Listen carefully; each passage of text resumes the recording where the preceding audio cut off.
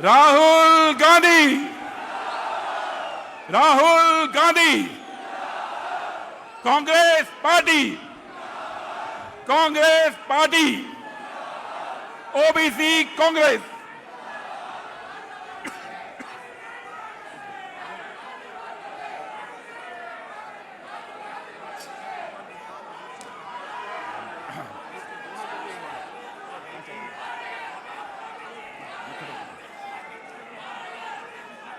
आदरणीय राहुल गांधी जी का ओबीसी समाज के चैंपियन का यहां पे स्वागत है। राहुल जी, ये वो भीड़ है जो कांग्रेस के लीडर्स की भीड़ है। कुछ दिन पहले तक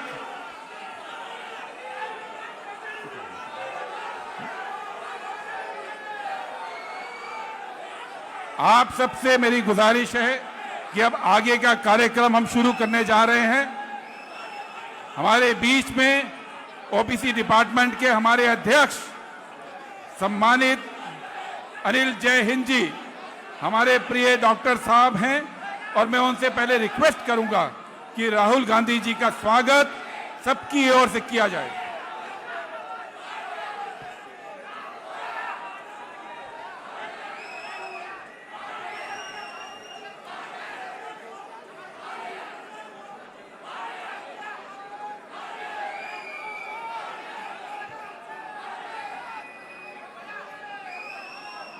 हमारे देश के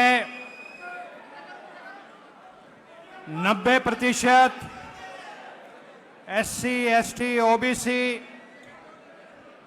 गरीब वंचित समाज की लड़ाई को बब्बर शेर की तरह लड़ने वाले हमारे न्याय योद्धा राहुल गांधी जी मंच पे हमारे वरिष्ठ नेता कर्नाटक के मुख्यमंत्री सिद्धारमैया जी, अशोक गहलोत जी, बघेल साहब, नारायण स्वामी जी, सचिन पायलट जी, BK हरिप्रसाद जी, और मेरे सामने देश के कोने कोने से आए दिल्ली, हरियाणा, राजस्थान, मध्य प्रदेश, उत्तर प्रदेश, बिहार, झारखंड, उड़ीसा, तेलंगाना, आंध्र प्रदेश, कर्नाटका, महाराष्ट्र, गोवा, केरल, तमिलनाडु, आज इस हॉल में सभी प्रदेशों के ओबीसी डेलीगेट मौजूद हैं। आप सबकी तरफ से मैं हमारे न्याय योद्धा राहुल गांधी जी का हार्दिक स्वागत करता हूं। साथियों, हम सब जानते हैं कि न्याय योद्धा राहुल गांधी जी ने भारत जोड़ो यात्रा की हजारों किलोमीटर की,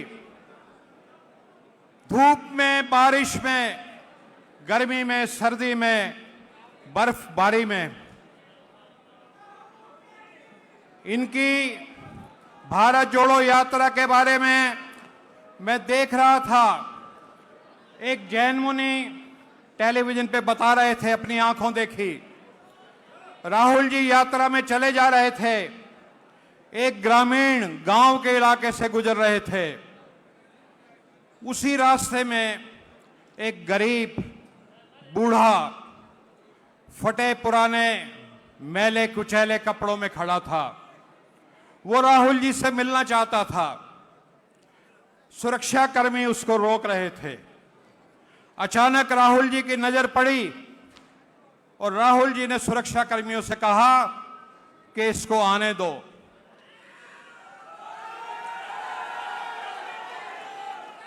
वो बूढ़ा वृद्ध व्यक्ति शायद थोड़ा बीमार भी था। जैसे ही वो राहुल जी के नजदीक आया, उस बूढ़े व्यक्ति को वॉमिटिंग हो गई, उल्टी आ गई। जैन मुनि बताते हैं कि एक स्वाभाविक प्रतिक्रिया होती है, एक मानवीय रिएक्शन होता है कि जब कोई सामने उल्टी करता है तो व्यक्ति पीछे हट जाता है। वो बताते हैं कि मेरे आश्चर्य का ठिकाना नहीं रहा, राहुल जी पीछे हटने के बजाय आगे बढ़ करके उस बूढ़े को गले लगा लिया और उसकी पीठ सहलाने लगे।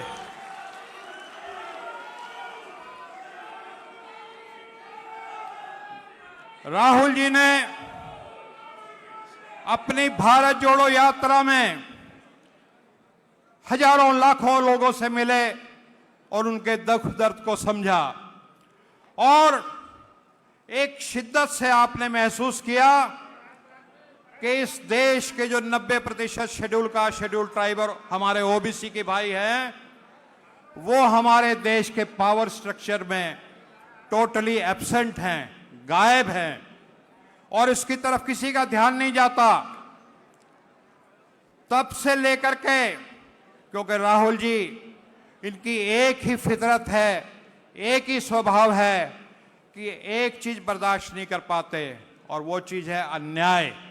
अन्याय किसी के साथ भी हो, दलित के साथ हो, आदिवासी के साथ हो, ओबीसी के साथ हो, गरीब के साथ हो, महिला के साथ हो और चाहे किसी सवर्ण के साथ हो, किसी भी भारत नागरिक को अगर अन्याय होगा, राहुल जी उसको बर्दाश्त नहीं कर पाएंगे। और तब से राहुल जी ने एक संकल्प लिया कि जब तक इस ओबीसी समाज को और साथ में एससी एसटी जो भी वंचित समाज है उसको इस देश की मुख्य धारा में हम शामिल नहीं कर लेंगे, कांग्रेस पार्टी की लड़ाई जारी रहेगी।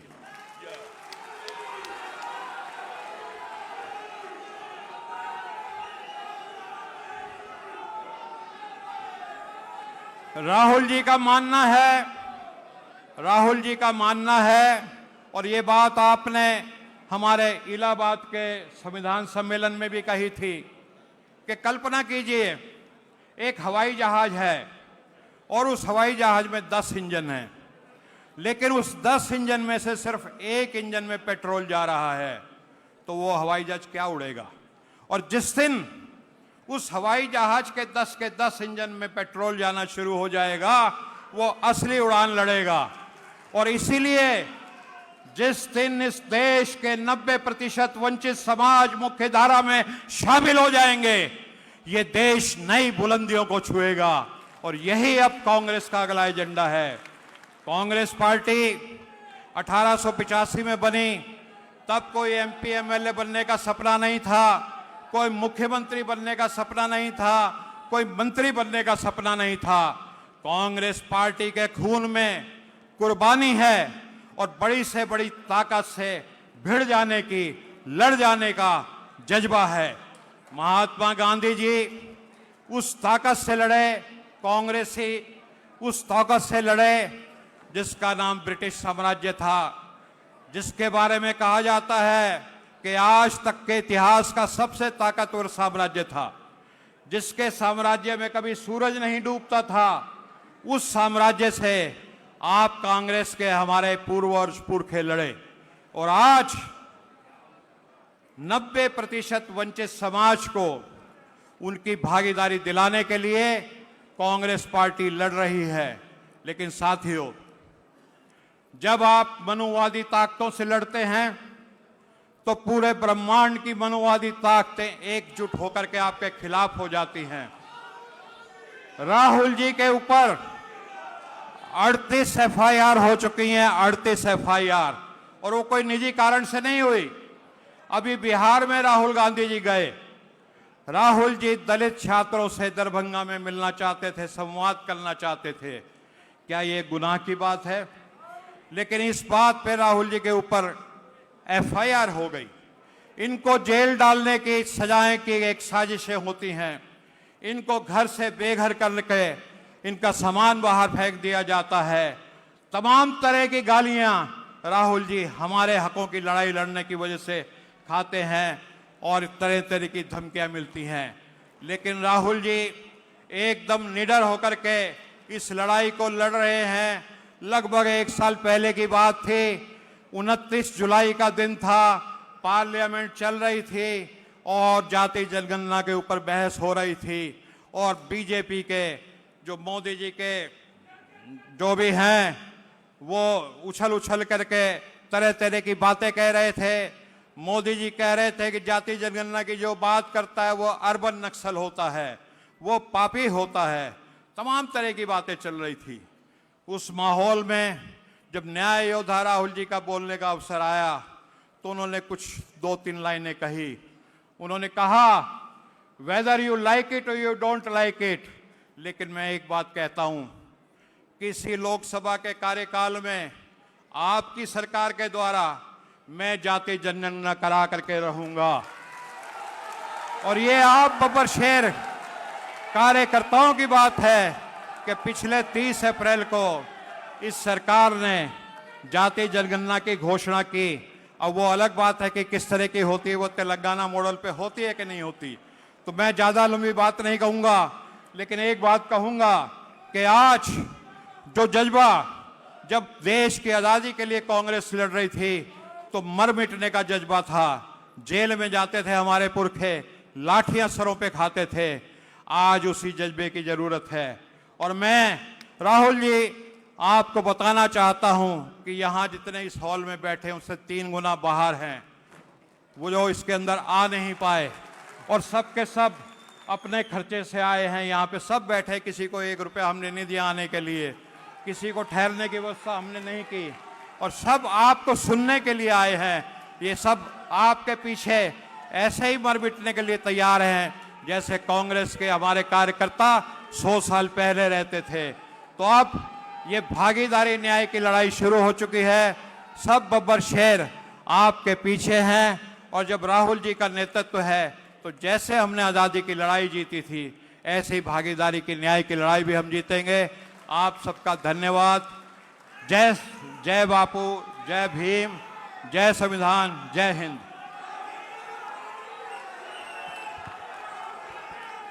धन्यवाद अनिल। जय हिंद जी। मैं अभी आमंत्रित करता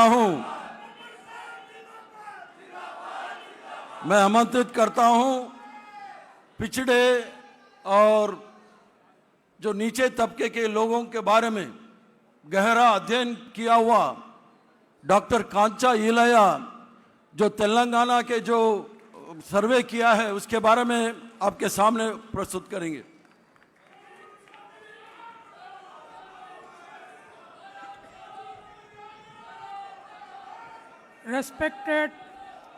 Respected Rahul Gandhi ji, Karnataka CM Sri Siddaramaiah ji, and women and men who came from all over the country from OBC caste, I really congratulate for this revolutionary movement in the Congress history. Congress liberated us, particularly the OBCs, Dalits, Adivasis from the British. Mahatma Gandhi, Jawaharlal Nehru, Sardar Vallabhbhai Patel and Ambedkar liberated us from the oppressive British. But after that, there was no leader of national stature, international stature, to liberate us from the caste oppression of RSS BJP type. And once this RSS BJP have come to power, ruled for 11 years, all the OBCs started going into that oppressor's fold, that oppress us more, we will be slaves.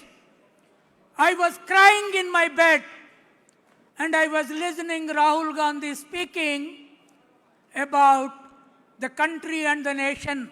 In 2021, in this hall, women and men, we were just few hundreds here from the Congress party fold, some intellectuals and party leaders, we have started this revolutionary movement in OBC. And I thought, in 21st century, if there is no single leader who can liberate us from this bloody caste which destroyed us. We will not be liberated because Modi-like leader has come to destroy us. And I found Rahul Gandhi is the only leader who can liberate us from this oppressive, destructive caste system. Today he started steps. His first step was Bharat Jodo Yatra. His second step was Bharat Jodo Nyaya Yatra for ourselves. And the third step, wherever Congress is power, he started getting caste census done.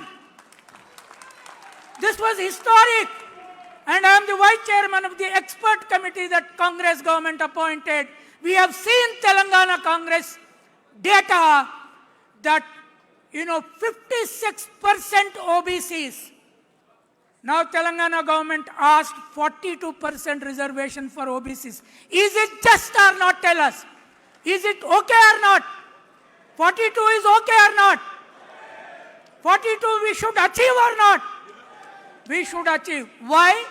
Because in Telangana, the upper castes are only 9.9%, but they are getting 10% reservation. Look at the tragedy. And Rahul ji has come to change that entirely. That is a revolution. That is the revolution that Ambedkar led. That is the revolution that Mahatma Gandhi, therefore he gave. Can anybody imagine in the country and the world? And I think BJP RSS never imagined a person born in Motilal Nehru family, Jawaharlal Nehru family, would give a slogan one day, Jai Bapu, Jai Bhim and Jai Samvidhan. That is Rahul Gandhi. So today, to liberate OBCs, once OBCs are liberated from BJP, BJP will not be in power, it will never come into power at all. The power of the OBCs, Dalits, Adivasis, that I hope Rahul Gandhi, he is facing hundreds of cases. Wherever he goes, there are cases. There are now OBC lawyers, Dalit lawyers, Adivasi lawyers across the country stand up for him and protect from going him to jail. That is our role. We, the intellectuals, the universities, the colleges, the students and women. I have never seen a young woman who stood for women like Rahul Gandhi in my 73 years lifetime. That is the leader that the same Indira Gandhi, same Rajiv Gandhi, same Jawaharlal Nehru whom they are abusing, that family produced this leader for our liberation. Therefore, this is the first historic major Congress meeting of all OBC leaders sitting here on the dais, ever since it was born for the first time because of him. And lastly, yesterday I visited Indira Bhavan. I was so thrilled. The moment I entered, there was big Ambedkar photo there. There was Gandhi there. There were Patel there. And there was Jawaharlal Nehru there. You know what their caste background is? Gandhi was from Banya caste. Ambedkar was from Dalit caste. Patel was from Shudra OBC caste who liberated my own state from Nizam. And Nehru was from Brahmin caste. Rahul is a mix of all castes today. He is a mix of all castes. And therefore, he is our liberator. I see only, I see him like Martin Luther King in America.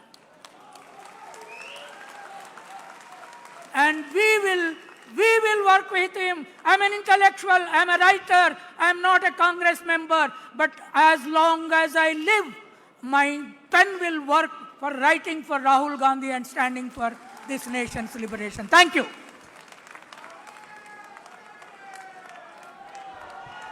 Thank you, Kancha Ilaiah ji, for all the compliments for the true Indian Rahul Gandhi ji.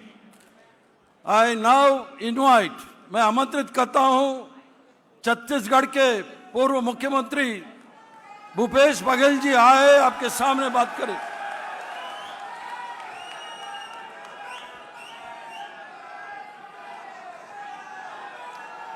भागीदारी न्याय सम्मेलन में पधारे आदरणीय हम सब के नेता न्याय योद्धा राहुल गांधी जी, आदरणीय कर्नाटक के मुख्यमंत्री सिद्धारमैया जी, हमारे वरिष्ठ नेता आदरणीय अशोक गहलोत जी, आदरणीय वीर नारायण स्वामी जी, आदरणीय सचिन पायलट जी और इस सब आयोजन के कर्ता धर्ता जो ग्रुप है, आदरणीय अनिल जयहिंद जी, बीके हरिप्रसाद जी, सप्पल जी, अजय लल्लू जी, ज्योति जी, सभी हमारे सब साथी ने जो मिलजुल के आज ये सम्मेलन, आज देश भर के लोग यहाँ उपस्थित हैं। मैं चाहता हूँ इन सब नेताओं के सम्मान में एक बार जोरदार ताली बजाएं जो हम पिछड़ों को एक साथ एक मंच में ताल कटोरा में उपस्थित किए हैं। मैं सभी मंच में उपस्थित सभी नेताओं का अभिनंदन करता हूं, स्वागत करता हूं और देश भर से आए हुए हमारे पिछड़ों के प्रतिनिधियों का भी हार्दिक स्वागत और अभिनंदन करता हूं। आदरणीय साथियों, जब राहुल जी ने जाति जनगणना की बात कही तो भारतीय जनता पार्टी के लोग उपहास उड़ाते थे, लेकिन लगातार देश में घूम घूम कर हर मंच में राहुल जी जाति जनगणना की बात किए। लोगों के दिलों में ये बात घर करने लगी कि जाति जनगणना से हमको फायदा क्या होगा। लोगों के मन में चर्चाएं होने लगी, समूहों में चर्चा होने लगी, इसके क्या फायदे हैं, क्या नुकसान हैं। लोगों को लगा कि ये तो हमारे लिए है, क्योंकि जाति जनगणना में केवल आपकी जाति पूछी नहीं जाएगी। राहुल जी ने कहा कि सामाजिक, आर्थिक, शैक्षणिक, राजनीति में भागीदारी, इस सब की जानकारी ली जाएगी और आने वाले समय में जो वर्ग वंचित हो गया, जो जाति वंचित हो गया, जो व्यक्ति वंचित हो गया है, उन सबको हिस्सेदारी दी जाएगी। और जब ये बात सामने आया तो भारतीय जनता पार्टी के लोगों को बर्दाश्त नहीं हुआ। क्यों बर्दाश्त नहीं हुआ? कि वो धर्म के चाशनी में सबको लपेटकर अपना स्वार्थ सिद्ध कर रहे थे। ये लोग जिस प्रकार से अंग्रेजों ने हिंदुस्तानियों को शोषण किया, जिस प्रकार से आर्थिक रूप से कमजोर किया, जिस प्रकार से शैक्षणिक रूप से कमजोर किया, वही काम आज नरेंद्र मोदी की सरकार कर रही है, भारतीय जनता पार्टी और आरएसएस कर रही है। ये देश कभी सोने का चिड़िया कहलाता था। क्यों? क्योंकि उत्पादक वर्ग का सम्मान होता था। ये जो पिछड़े वर्ग के लोग हैं, यही उत्पादक वर्ग है और यही ताकत भारत की थी जिसको अंग्रेजों ने खोखला किया। आज नरेंद्र मोदी पूरे हिंदुस्तान को व्यापार बाजार बना दिया है। पूरी दुनिया के लोग यदि बात करते हैं, चाहे चीन बात करे, चाहे अमेरिका बात करे, यदि हमको डराने की बात करते हैं तो केवल व्यापार की बात करते हैं। ये देश उत्पादक देश नहीं रहा, ये केवल बाजार रह गया है। और केवल बाजार ही नहीं, बल्कि आरएसएस और बीजेपी ने इसे नफरत का बाजार बना दिया है। और नफरत के बाजार में एक आदमी पूरी ताकत के साथ यदि आवाज दे रहा है कि नफरत के बाजार में हम मोहब्बत की दुकान खोलेंगे, तो राहुल गांधी है।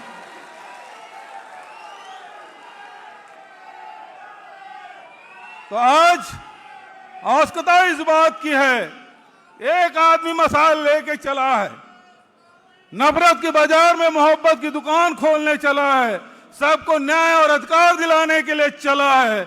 आज धीरे धीरे ये कारवां बन गया और कांग्रेस पार्टी में भी पिछड़ों की बात करने की हिम्मत कोई नहीं कर पाता था।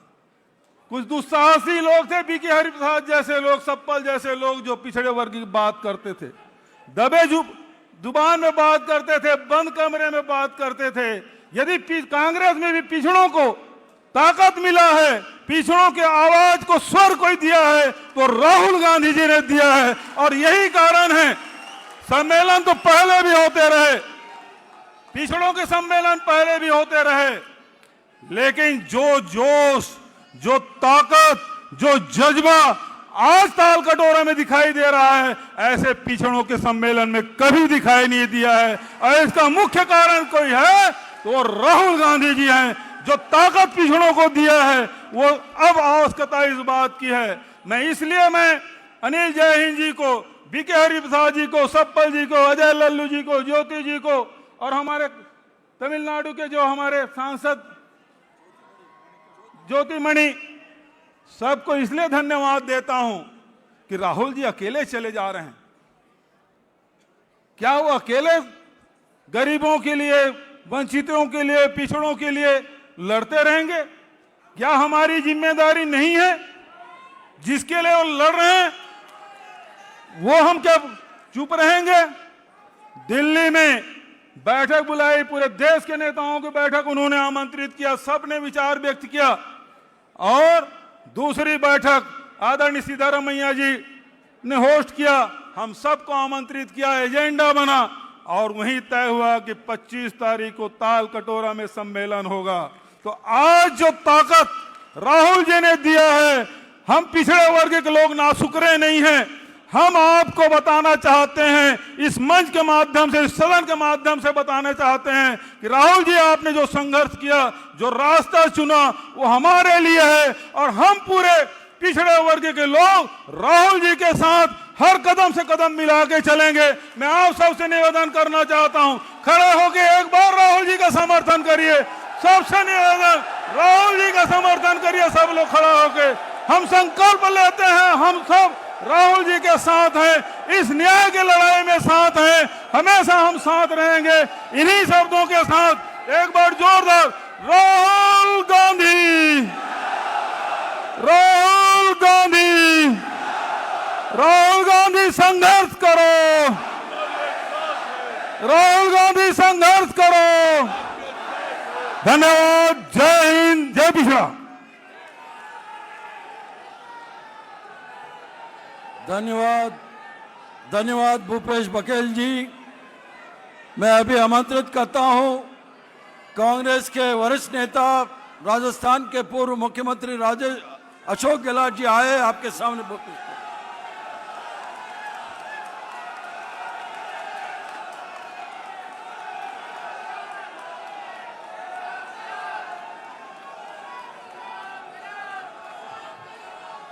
हमारे महबूब नेता राहुल गांधी जी, सिद्धारमैया जी, भूपेश बघेल जी, नारायण स्वामी जी, अनिल यादव जी, बीके हरिप्रसाद जी, सप्पल साहब, अजय लल्लू जी, सचिन पायलट जी और तमाम उपस्थित हमारे नेतागण, भाई और बहनों, नौजवान साथियों, अभी आपको आह्वान किया मेरे पूर्व वक्ताओं ने, बघेल साहब ने जो आपको आह्वान किया उसका अलग महत्व है। राहुल गांधी अकेले क्या करेंगे? राहुल गांधी ने एक मिशन के रूप में एक शुरुआत करी। आज़ादी के बाद में पहली बार ओबीसी के बारे में जो आवाज़ उठी है, इसके महत्व को आपको हमको समझना पड़ेगा। अगर आप यहाँ आए हो तो आप अधिवेशन में आते हैं, वापस जाते भी हैं संदेश लेकर के। ये संदेश अलग तरह का संदेश है। आप जो यहाँ बैठे हुए हो वो कार्यकर्ता नहीं है, अधिकांश लीडर्स बैठे हैं, उन्हीं को बुलाया गया है। तो आप समझ सकते हो कि आपको भौलावण देने के लिए, जिम्मेदारी देने के लिए बुलाया गया है। आप लीडर्स हैं, गांव में हो या कस्बे में, जिले में, प्रदेश के अंदर, उन्हीं को बुलाया गया अधिकांश लोगों को। तो आप समझ सकते हैं कि ये सिलेक्शन क्यों किया गया।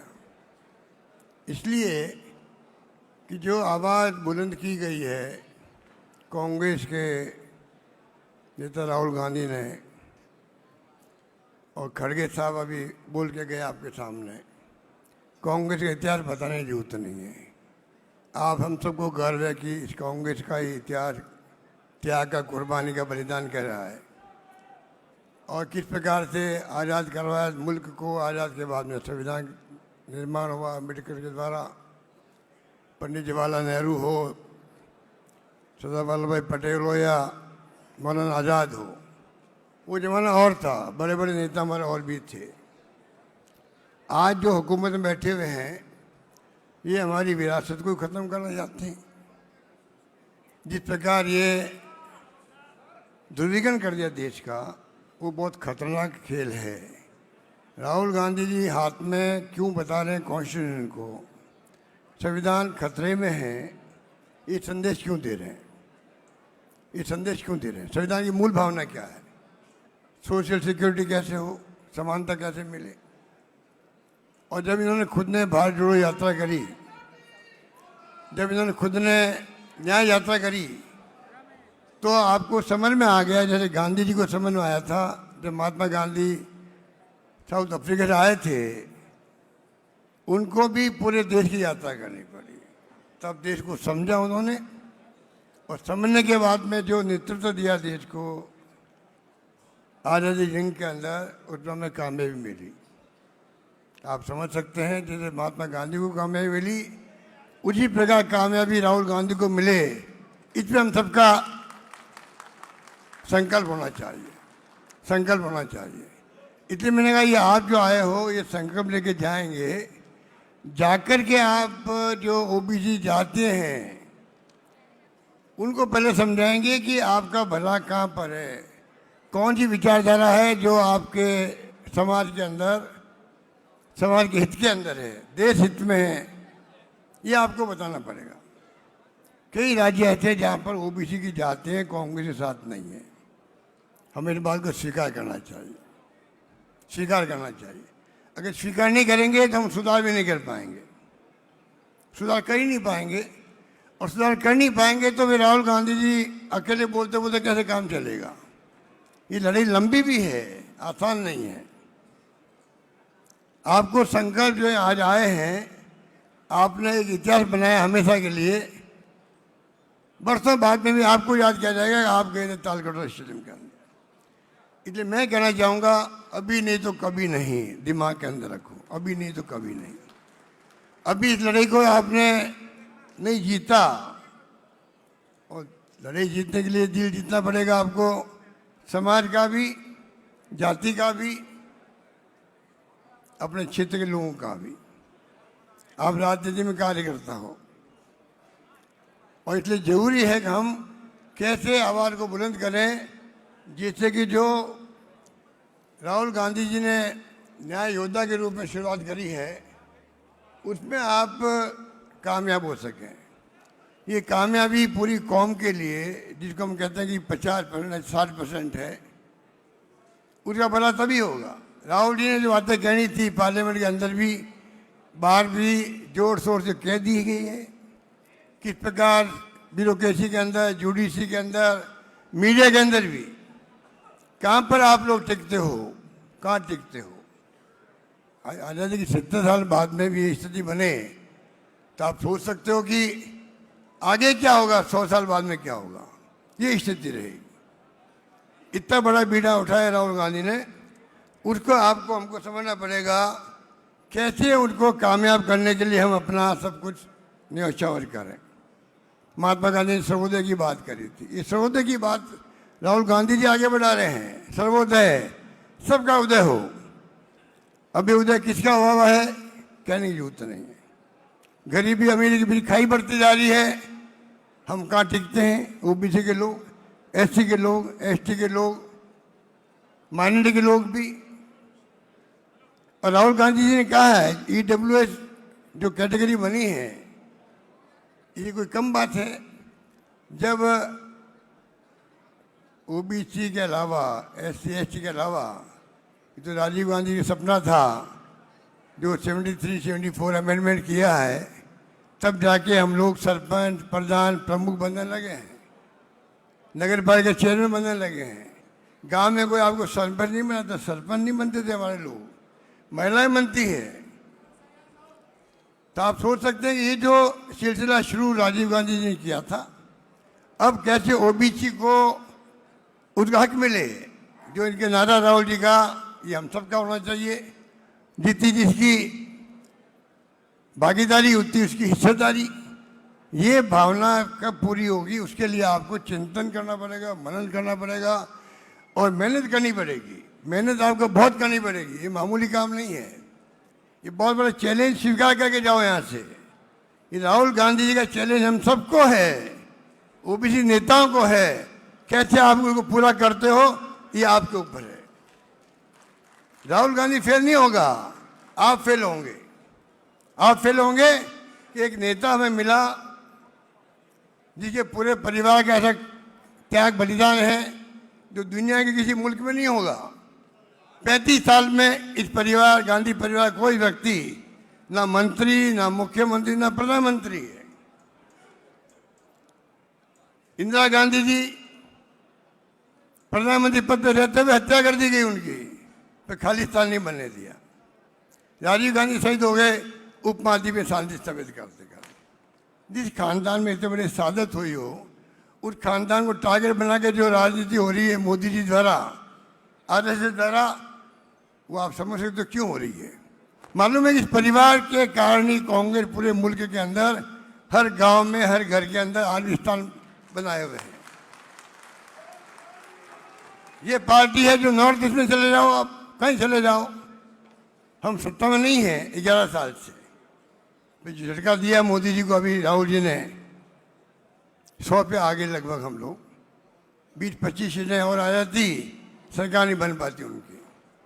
इसलिए मैं कहना चाहूँगा, कहने को बहुत सारी बातें राहुल जी बोलेंगे, आपके सिद्धरमैया जी बोलेंगे। मैं आपको इतना कहना चाहूँगा कि ये कोई अच्छे भाषण हो गए, सब बातें सुनिए आपने। मैं आपसे आग्रह करूँगा, रिक्वेस्ट करूँगा कि ये जो मिशन के रूप में इसको लो। आप जो आए हो लोग, आप यहाँ पर, उन सब की ड्यूटी है जाकर के आप जिस पद पे हो अथवा नहीं हो, काम करने के लिए, राहुल जी का संदेश देने के लिए कोई पद की दरकार भी नहीं है। और मुझे कहते हुए दुख भी होता है कि जो कौमें, जो जातियाँ के राज्यों में कांग्रेस में नहीं है, ओबीसी होते हुए भी, मैं फिर कहना चाहूँगा वो हमारे चिंता के वजह से होना चाहिए। क्योंकि अगर उनको आप ठीक नहीं करोगे, उन जातियों का भला भी नहीं होगा। जो राहुल जी ने जो मामला उठाया है ओबीसी के लोगों का, अगर जाति रास्ते पे नहीं आएगी और ध्रुवीकरण धर्म की राजनीति होगी देश के अंदर, जातिवाद को भड़का के गुमराह करेंगे उनको, तो कैसे आपकी जाति का, ओबीसी का भला होगा। इसलिए जिम्मेदारी खाली राहुल जी की नहीं है, हम सबकी है। किस प्रकार से हम लोग मिलकर के यहाँ से जाएं, तो संकल्प लेके जाएं कि आने वाले वक्त में जो बातें कही गई है, सिद्धरमैया जी ने पहले सर्वे करवाया, बाद में तेलंगाना का सर्वे हुआ, कांग्रेस ने तय किया कि तेलंगाना पैटर्न पे सर्वे होना चाहिए, खाली फॉर्मेलिटी नहीं होनी चाहिए। लोग आशंका कर रहे हैं राहुल जी के दबाव से मोदी सरकार ने निर्णय कर लिया हम जाति की जनगणना कराएंगे, मुंह की खानी पड़ी उनको। अब लोग शंका कर रहे हैं कि बिहार चुनाव के बाद में कहीं कोई कोर्ट में अटका नहीं देइए, कोई बहाना नहीं कर दे। जब गवर्नमेंट की क्रेडिबिलिटी नहीं होती है, विश्वास नहीं होता है, ऐसी शंकाएं होती है। बाकी आप देख रहे हो क्या हो रहा है वोटों के अंदर, क्या हो रहा है आप जानते हो। जो कुछ भी हो रहा है आपके सामने, राहुल जी हर मुद्दा उठा रहे हैं, किस तरह वोटर लिस्टों को छेड़छाड़ की जा रही है, महाराष्ट्र में क्या हुआ। इसलिए मुझे ये बातें कहने की आवश्यकता नहीं। मैं आपको अंत में फिर कहना चाहूँगा, आप जो भी आए हो, आप लोग नेता के रूप में आए हो, कृपा करके एक संकल्प लेके जाएं। इस काम को आपको आगे बढ़ाने के लिए पूरी मेहनत करनी पड़ेगी, समझाइश करनी पड़ेगी, जनसंपर्क करना पड़ेगा, गांव-गांव में, घर-घर में, सामाजिक मीटिंग बुलानी पड़ेगी, कैमरा मीटिंग करनी पड़ेगी, आपको छोटी-छोटी मीटिंग करनी पड़ेगी, तब जाकर के मैं समझता हूँ ये अभियान, ये मिशन आगे बढ़ेगा। धन्यवाद, जय हिंद। धन्यवाद, बहुत बहुत धन्यवाद Ashok Gehlot ji. Thank you very much Ashok Gehlot ji. Now I request chief minister of Karnataka, मैं आमंत्रित करता हूं कर्नाटक के मुख्यमंत्री जो बेंगलोर डिक्लेरेशन किया है, उसको आपके सामने प्रस्तुत करेंगे। बेंगलोर डिक्लेरेशन जो ओबीसी के भविष्य में क्या रूपरेखा होना है वो आपके सामने पढ़ेंगे।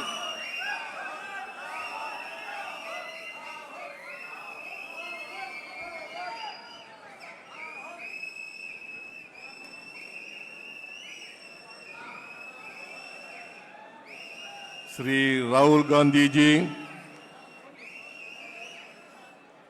Honorable Leader of the Opposition in the Lok Sabha, Sri Anil Jai Hind ji, National Chairman of the OBC Department, AICC, the other senior leaders of the OBC on the dais, ladies and gentlemen, friends from the media. Recently, the Advisory Council of the OBC Department AICC was held in Bengaluru, in which meeting we have passed 3 resolutions. One among them is Bengaluru Declaration. I will just read the resolution, Bengaluru Declaration. The Advisory Council of the OBC Department of AICC unanimously thank Nyaya Yodha Rahul Gandhi ji for courageously taking up the cause of social justice for the marginalized sections of our country and for OBC in particular. Rahul ji's steely resolve forced the Manuwadi Modi government surrender to the just and constitutional demand for the caste census in India. On behalf of OBC of India, we all thank Nyaya Yodha Rahul Gandhi ji for this historic achievement. But this is not just a milestone. In Rahul ji's courageous and brave leadership, India is destined to realize and achieve the ultimate objective of social transformation leading to social equity in our great nation. We hereby resolve and take vow to continue to fight for justice for all with the flag of our Congress party in our hand under the brave and courageous leadership of our Nyaya Yodha Rahul Gandhi ji. We hereby pass a resolution for an intense and fierce nationwide national campaign for 1. National level caste census by the Census Commission of India, officially known as the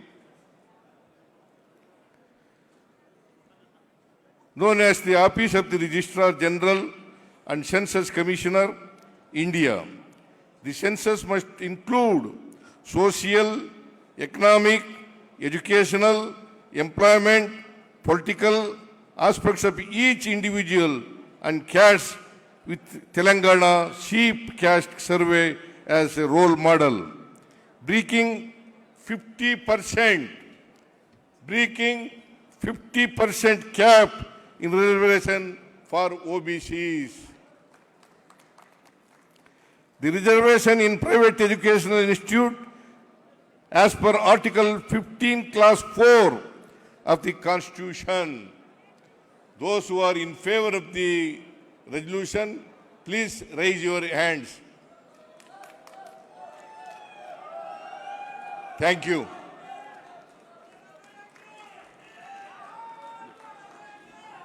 thank you very much Siddaramaiah ji. Siddaramaiah ji का अनुरोध है, जो इस संकल्प के लिए समर्थन करने वाला सब हाथ उठा के एकदम बोलिए धन्यवाद। मैं अभी आमंत्रित करता हूं पिछड़ा वर्ग डिपार्टमेंट के अध्यक्ष अनिल जैन राहुल जी के सामने आपको शपथ दिलाएंगे। आप सब शपथ लेना पड़ेगा। धन्यवाद।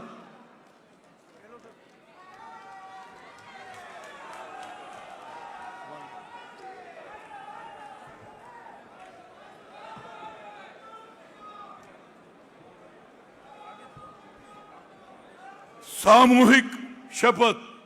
हम सब कांग्रेस पार्टी के कार्यकर्ता, हम सब कांग्रेस पार्टी के कार्यकर्ता, न्याय योद्धा राहुल गांधी जी न्याय योद्धा राहुल गांधी जी के बब्बर शेर कार्यकर्ता के बब्बर शेर कार्यकर्ता आज यह शपथ लेते हैं आज यहाँ शपथ लेते हैं कि हम सब न्याय योद्धा राहुल गांधी जी के राहुल गांधी जी के भागीदारी भागीदारी न्याय आंदोलन में न्याय आंदोलन में वैसे ही लड़ेंगे वैसे ही लड़ेंगे जैसे हमारे पुरखों लड़े। जैसे हमारे पुरखे लड़े।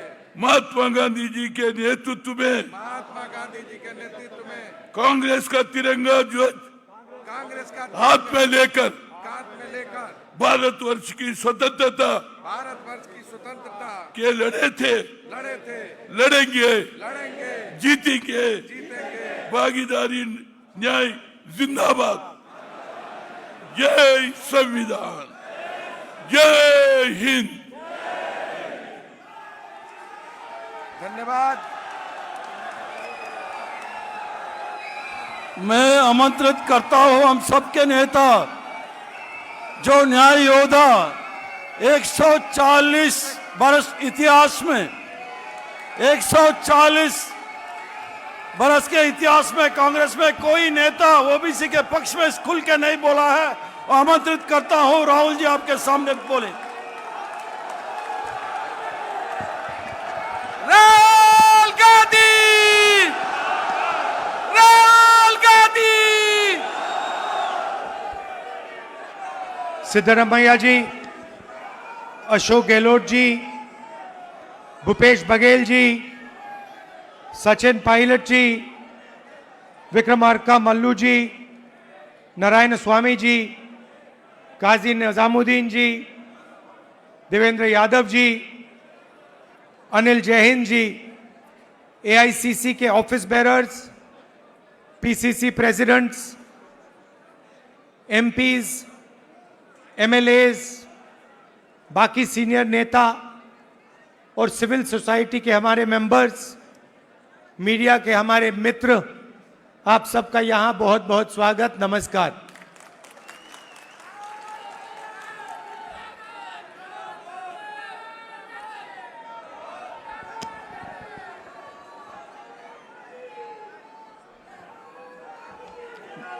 अब मैं 2004 से राजनीति कर रहा हूं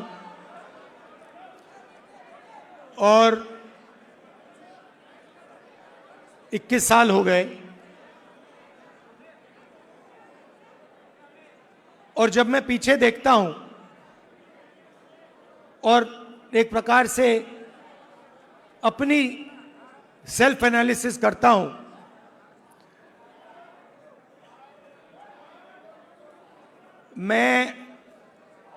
मैंने कहां सही काम किया और कहां कमी रही, तो 2-3 बड़ी इश्यूज दिखती हैं मुझे। जमीन अधिग्रहण बिल किया, मनरेगा किया, भोजन का अधिकार किया, ट्राइबल बिल, न्यामगिरी की लड़ाई लड़ी। अगर मैं अपने आप के बारे में सोचूं तो मैं कहता हूं ये काम मैंने सही किया। और जहां तक कमी रह सकती है, मगर जहां तक मैंने, चाहे वो आदिवासियों की बात हो, दलितों की बात हो, माइनॉरिटीज की बात हो,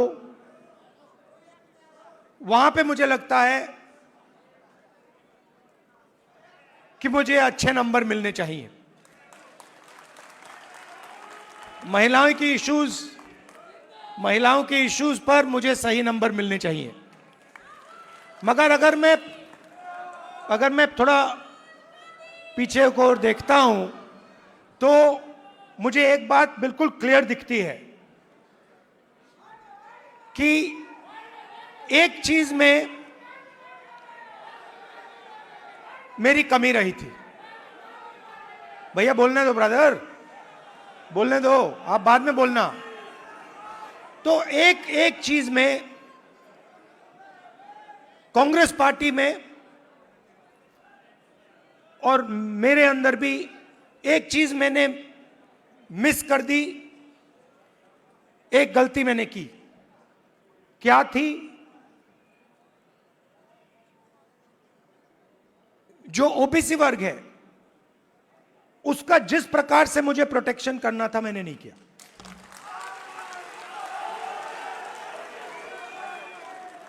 क्योंकि अगर, और इसका कारण था आपकी जो इश्यूज थी उस समय मुझे गहराई से नहीं समझ आई। मैं स्टेज से कह देता हूं कि 10 साल पहले, 15 साल पहले जो दलितों के सामने कठिनाइयां थी वो मुझे अच्छी तरह समझ आ गई। वो शायद वो ज्यादा आसान है समझना, वो क्लियर है। अनटचेबिलिटी, उनकी हिस्ट्री है तो एकदम पता लग जाता है। आदिवासियों की भी इश्यूज आसानी से समझ आ जाती हैं। आप उनके इलाके में जाइए, जंगल, जल, जमीन बिल्कुल सामने दिखता है। मगर ओबीसी की जो इश्यूज हैं, जो मुश्किलें हैं, वो छुपी रहती हैं, आसानी से नहीं दिखती हैं। मेरी रिग्रेट क्या है कि अगर मुझे आपकी हिस्ट्री के बारे में, आपकी इश्यूज के बारे में थोड़ा सा भी ज्यादा मालूम होता, मैं तभी जाति जनगणना करा देता। वो निकल गया और मैं स्टेज से कह रहा हूं वो गलती है मेरी, और कांग्रेस पार्टी की गलती नहीं है, मेरी गलती है। और इस गलती को मैं ठीक करने जा रहा हूं। और एक प्रकार से अच्छा हुआ है। मैं सोच रहा था कि ठीक है भाई, गलती हो गई तो अच्छा क्या है। मैं आपको बताऊं कि अगर उस समय जाति जनगणना करवा दिया होता तो जैसा मैं अब जाति जनगणना कराऊंगा वैसा नहीं होता। क्योंकि जो हमने तेलंगाना में किया है, आपको वो पॉलिटिकल अर्थक्वेक है, वो हिंदुस्तान की राजनीतिक जमीन को उसने हिला दिया है। अभी आपको उसका जो आफ्टर शॉक है वो अभी आपको लगा नहीं है, मगर वो काम हो गया है। जैसे सुनामी आई थी ना, मगर जो सुनामी, जिस अर्थक्वेक ने सुनामी बनाई, वो तो आपने देखा भी नहीं, वो समुद्र के नीचे था, है ना। मैंने थोड़ा स्टडी किया, पता लगा कि जब सुनामी आई थी 1000 किलोमीटर लंबी, मतलब क्रैक जमीन में आया था, किसी ने नहीं देखा। उसके बाद में 2-3 घंटे बाद उसका असर दिखा। वही हुआ है तेलंगाना में। मैं आपको बता रहा हूं, 21वीं सदी डेटा की सदी है। मोदी जी कहते हैं data data data, DDD, 4D, 5D, 3D, ऐसे बोलते रहते हैं। सुना ना आपने? 50-60 साल पहले अगर आप पूछते पावर कहां से आती है, लोग आपको कहते पावर तेल से आती है। ब्लैक गोल्ड कहते थे उसको। जिस देश के पास तेल है उसके पास पावर है, वो पूरी दुनिया को कंट्रोल कर सकता है। अगर वही सवाल आज आप पूछें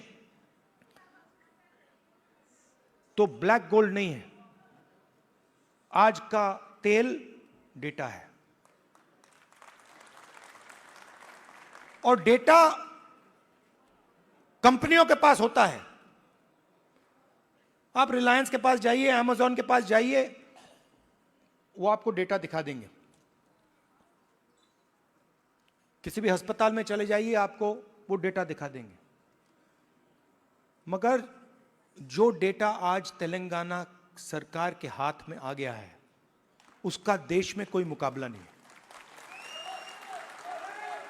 आज तेलंगाना में हम आपको बता सकते हैं, हम आपको 1 मिनट के अंदर बता सकते हैं कि तेलंगाना की सारी कॉरपोरेट्स में, उनकी सारी मैनेजमेंट में कितने ओबीसी हैं, कितने दलित हैं, कितने आदिवासी हैं।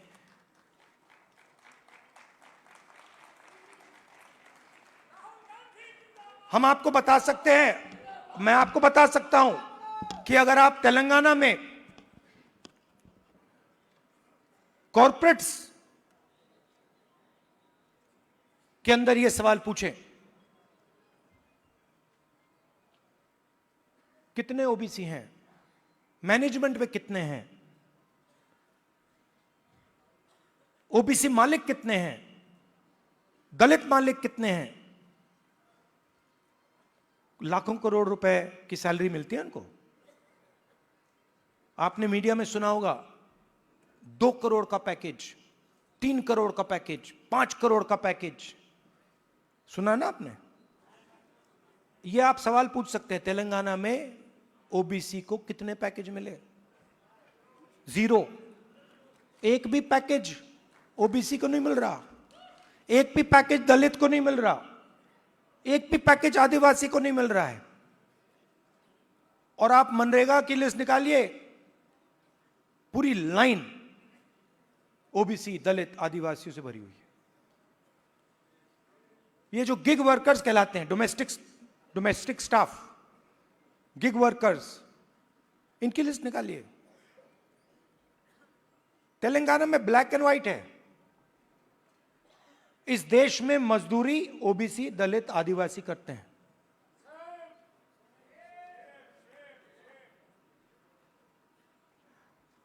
बघेल जी ने बहुत अच्छी बात बोली, उत्पादक शक्ति। मतलब देश को चलाता कौन है? देश को, उसकी, किसी भी देश को उसकी उत्पादक शक्ति चलाती है।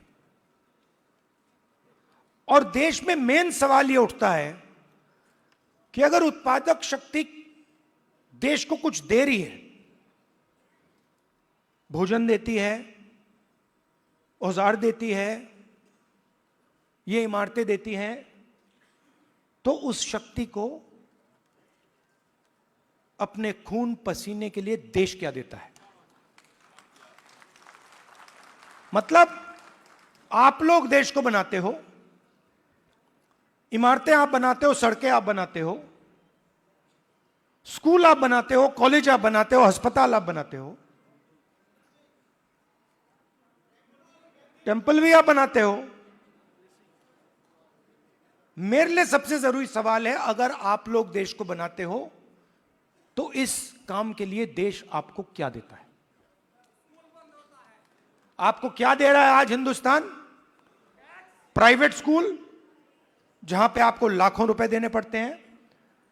प्राइवेट स्कूल किसके? आपके नहीं, ओबीसी के नहीं, दलित के नहीं, आदिवासी के नहीं। आरक्षण लूटा नहीं, आरक्षण दिया नहीं जाता है।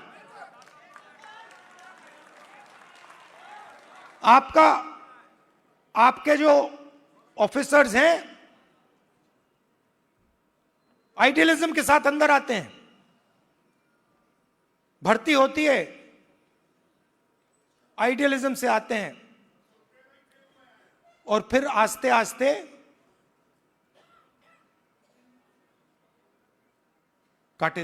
कट दिया जाते हैं। ACR, annual confidential report, OBC दलित आदिवासी अफसरों को हत्या करने का तरीका।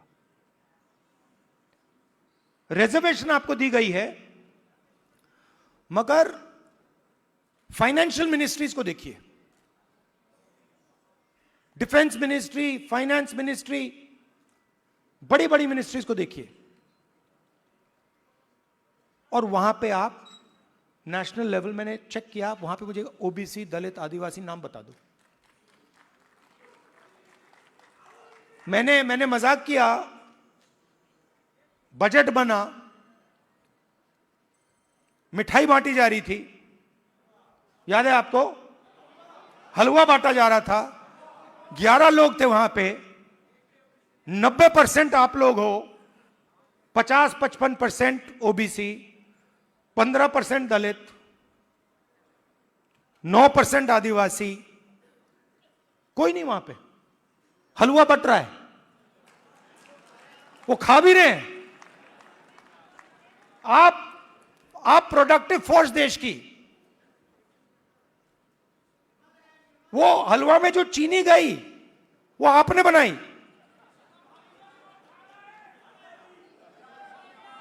वो सब आप कर रहे हो, हलवा आप बना रहे हो और खा हो रहे हैं। तो अब मैं ये नहीं कह रहा हूं कि उनको हलवा नहीं खाना चाहिए, उनको भी खाना चाहिए, मगर भैया आपको भी थोड़ा मिलना चाहिए ना।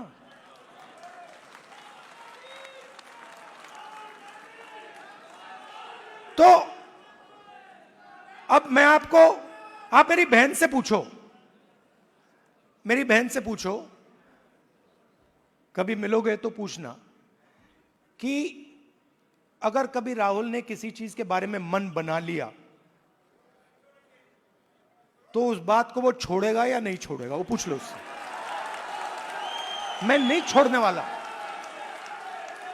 और मैं सिर्फ जाति जनगणना की बात नहीं कर रहा हूं। देखो, आप ये मत सोचो कि मैं जाति जनगणना की बात कर रहा हूं। जाति जनगणना तो पहला कदम है। मैं जो आप की, जो बघेल जी ने उत्पादक शक्ति की बात की, मेरा लक्ष्य है कि उस उत्पादक शक्ति को हिंदुस्तान में रिस्पेक्ट और हिस्सेदारी मिले।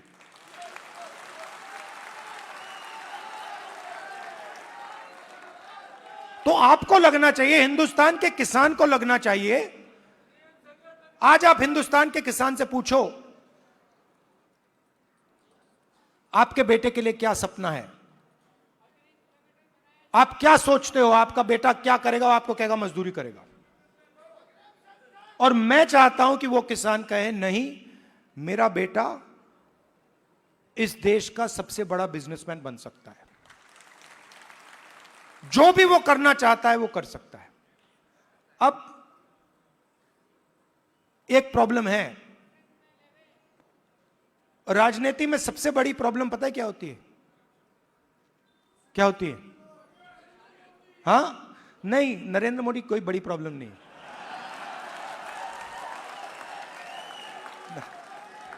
वो नहीं,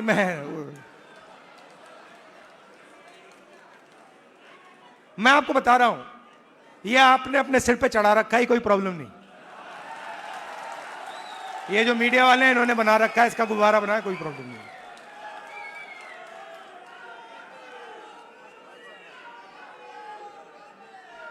अब पहले तो मैं मिला नहीं था, अब 2-3 बार मैं मिल भी लिया हूं, बात समझ गया हूं मैं, कुछ नहीं उसमें।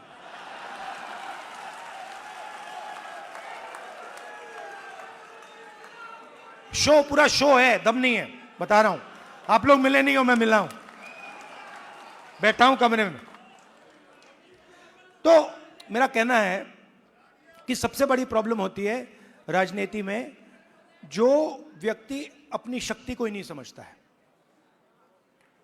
और मेरी सबसे बड़ी कंप्लेंट क्या है ओबीसी युवाओं से, कि आप अपनी शक्ति नहीं समझते हो। आपको मालूम ही नहीं कि आपकी कितनी शक्ति है, कैसी है, क्या है, वो आपको समझ नहीं।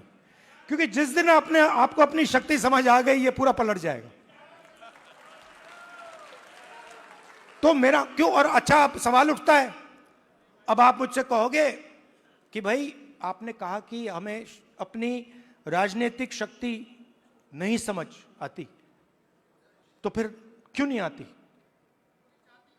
मैं आपको बताता हूं क्यों नहीं आती। क्योंकि नहीं, बांटे नहीं गए हैं। देखिए वो हुआ क्या है, मैं आपको बताता हूं, सुनो। और ये आपको गहराई से समझना होगा। ये आपकी, देखिए दलितों की हिस्ट्री है, दलितों की हिस्ट्री है ना। देश के दलितों को अंबेडकर जी ने उनकी हिस्ट्री समझाई। और अगर आप आज दलित से पूछें कि भाई आपकी हिस्ट्री क्या है, वो आपको 3000 साल की हिस्ट्री बता देगा। वो आपसे कहेगा देखिए हमें अछूत कहा जाता था, हमें बाहर रखा जाता था, हमें मारा जाता था। एक सेकंड में आपको बताएगा। आप वही सवाल आदिवासियों से पूछो आपकी हिस्ट्री क्या है, वो आपको बता देगा। मगर अगर आप ओबीसी से पूछो कि भैया आपकी हिस्ट्री क्या है, आप जवाब नहीं दे पाते हो। इसका कारण है आपकी हिस्ट्री को आरएसएस और बीजेपी ने मिटाया है।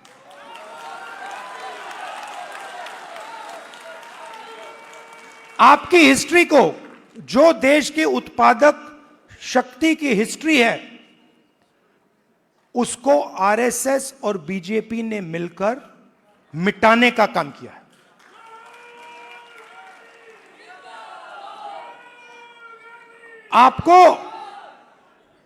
आप स्कूल पढ़े हो ना हिंदुस्तान में, स्कूल पढ़े ना। आप मुझे बताओ, आपने स्कूल में हिस्ट्री की तो किताब पढ़ी होगी, उसमें ओबीसी की हिस्ट्री कौन सी थी, कहां थी? उसमें कहीं लिखा था ओबीसी की हिस्ट्री के बारे में कुछ लिखा था? मैंने तो नहीं पढ़ा। आज जब मैं बात को समझ रहा हूं तो मैं अपने आप से सवाल पूछता हूं, भैया जब मैं छोटा था तो इस देश के जो 55-60% लोग हैं उनकी हिस्ट्री की किताब में है ही क्यों नहीं? यह जानबूझ के मिटाया गया है। क्योंकि जिस दिन आप अपनी हिस्ट्री समझ जाओगे उस दिन आप समझ जाओगे कि आरएसएस आपका सबसे बड़ा दुश्मन है।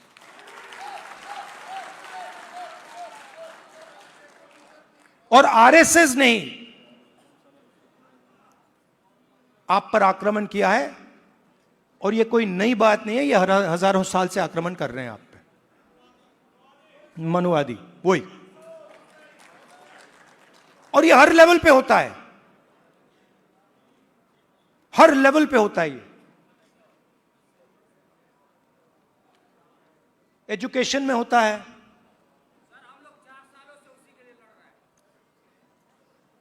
एजुकेशन में होता है, बिजनेस में होता है, जुडिशरी देख लीजिए वहां होता है। सब जगह आपके खिलाफ डिस्क्रिमिनेशन हो रहा है। मोदी जी कहते हैं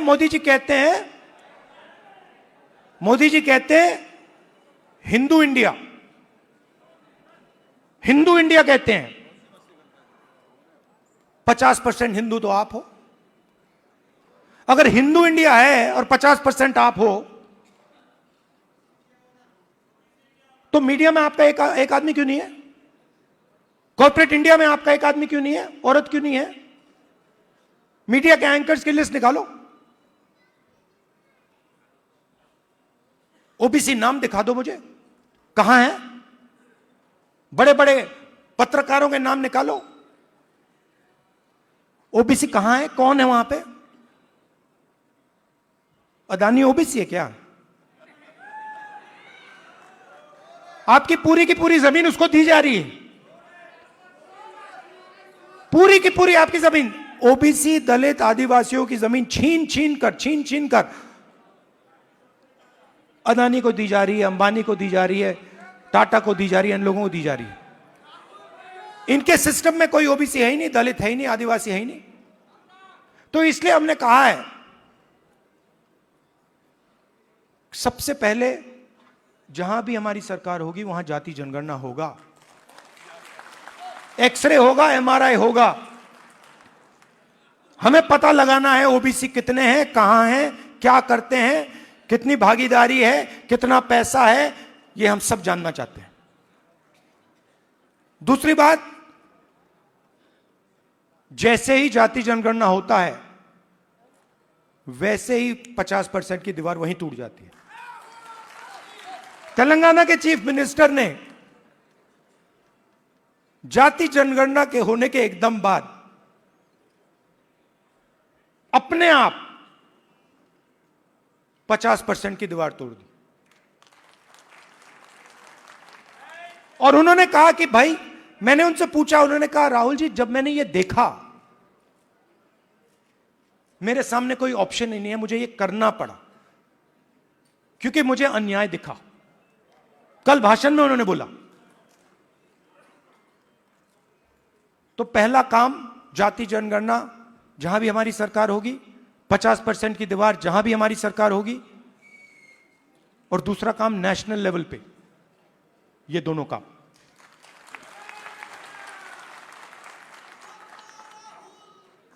प्राइवेट एजुकेशन में तेलंगाना में बड़ी इंटरेस्टिंग बात आई। तेलंगाना में यह पता लगा कि अगर किसी व्यक्ति के पास शिक्षा है तो वो तेजी से आगे बढ़ता है। Education is critical to progress. और तेलंगाना में दूसरी बात पता लगी कि अगर आपके पास शिक्षा है और अगर आपके पास अंग्रेजी भी है तो डबल बैरल प्रोग्रेस होती है। बीजेपी के नेता कहते हैं अंग्रेजी को हम हिंदुस्तान से मिटा देंगे। नहीं, मगर आप उनसे एक बात पूछिए, आप अंग्रेजी मिटाना चाहते हो मगर आपके बच्चे कहां पढ़ते हैं? आपके बच्चे क्या हिंदी मीडियम में पढ़ते हैं या इंग्लिश मीडियम में पढ़ते हैं? आपके बच्चे क्या लंदन में पढ़ते हैं, अमेरिका में पढ़ते हैं, वहां क्या हिंदी में पढ़ते हैं वो? नहीं। तो रीजनल लैंग्वेज, रीजनल भाषा, हिंदी, तमिल, ये सब जरूरी हैं। बंगाली, पंजाबी, कन्नड़ा, ये सब जरूरी हैं, मगर उसके बिल्कुल साइड में अंग्रेजी भी जरूरी है। इसीलिए हमारा तीसरा मुद्दा, reservation in private education institutions, मतलब प्राइवेट एजुकेशन सिस्टम में दलितों को, आदिवासियों को, पिछड़ों को रिजर्वेशन। तो ये एक प्रकार से ओबीसी वर्ग के लिए एक पैकेज है। एक कमी रही है जिसको थोड़ा सा आज हमने डेंट मारा है। देखिए, ये जो कांग्रेस पार्टी है ना, ये आपकी भी पार्टी है, हमारी ही है, तो इसकी लगाम आपको पकड़नी पड़ेगी।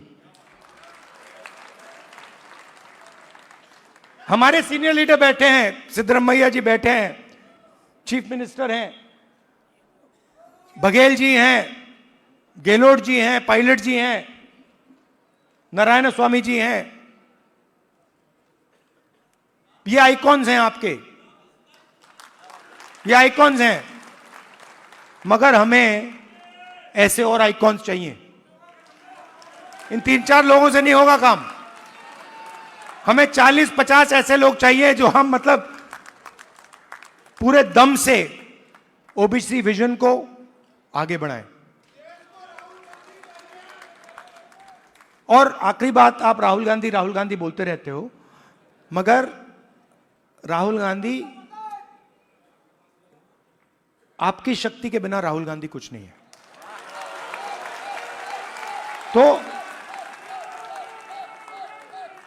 तो मेरा काम आपकी शक्ति को अलाइन करने का है।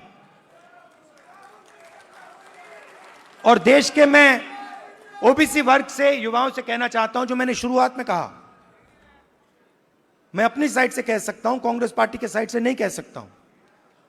मैं अपने साइड से कहना चाहता हूं कि जिस प्रकार से मैंने ओबीसी वर्ग के लिए काम करना चाहिए था,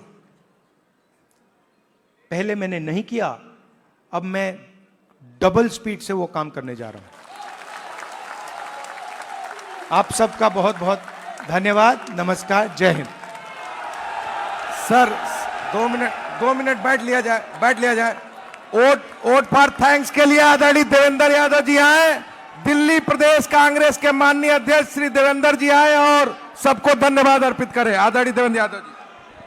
न्याय योद्धा श्री राहुल गांधी, श्री राहुल गांधी देश के विभिन्न कोने से यहां पर पधारे सामाजिक न्याय के योद्धागण यहां पर पधारे हैं। माननीय राहुल गांधी जी का मैं विशेष धन्यवाद देना चाहता हूं इस मौके पर। सर, आज आपने कहा कि हम में जागरूकता नहीं थी। मैं विशेष धन्यवाद देना चाहता हूं माननीय राहुल गांधी जी का कि ना सिर्फ इन्होंने जागरूकता जाहिर की है, बल्कि हम में एकता का संचार करने का भी काम किया है। ऐसे न्याय योद्धा को मैं मानता हूं कि ना सिर्फ यहां हमारे बैठे लोग, बल्कि हमारी पुश्तें माननीय राहुल गांधी जी को इस जागृति के लिए और एक करने के लिए याद करेगी। और यहां से जो आज ये सम्मेलन हुआ है, ये एक आंदोलन के रूप में आगे बढ़ेगा। बहुत बहुत धन्यवाद आप सभी का। जय हिंद, जय भारत।